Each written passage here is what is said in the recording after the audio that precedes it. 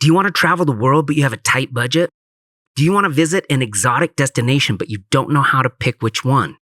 I'm Cody Maxwell, and my mission is to visit every city I can and figure out which ones are worth your time and effort.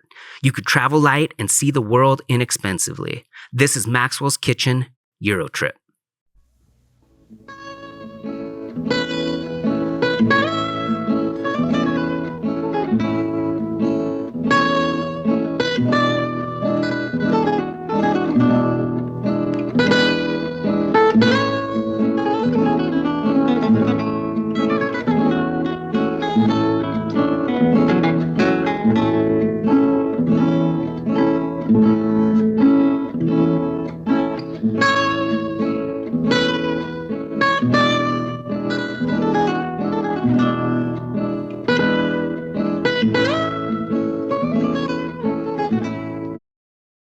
Malta is an archipelago in the central Mediterranean, about 50 miles from the Italian island of Sicily. Only the three largest islands, Malta, Gozo, and Comino, are inhabited.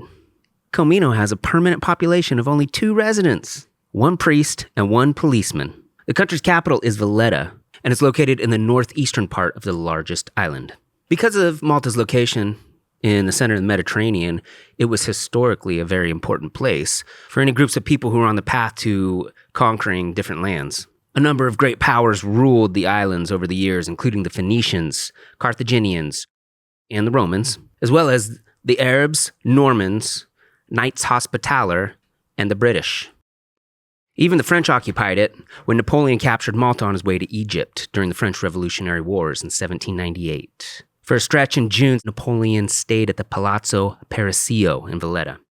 At various points of World War I and World War II, Malta became an important place for the Allies, offering a place for wounded soldiers and also housing the Royal Navy's Mediterranean fleet. And then on September 21st, 1964, Malta achieved its independence. Many of the buildings of Valletta are close to 500 years old, dating back to the 16th century when the Knights Hospitaller built the city.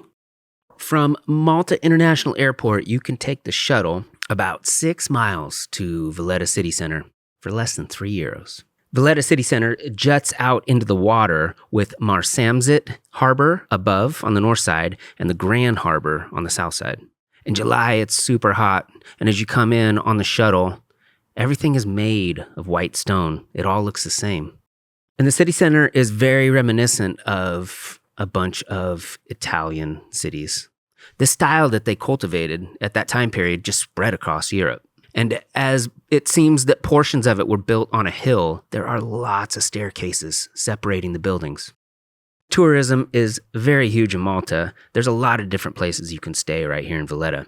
If you want to get close to the water, down here on the south side, you can stay at Casa La Pira for $130 a night. And this is basically a 3-story building that they turned into like a mini hotel. It's family owned, and they have a restaurant just down the street. And if you stop at the Cantina Cafe in central Valletta, you can get Trio de Bruschetta for €8.70. And you can also get the local beer made in Malta called Cisk for €5.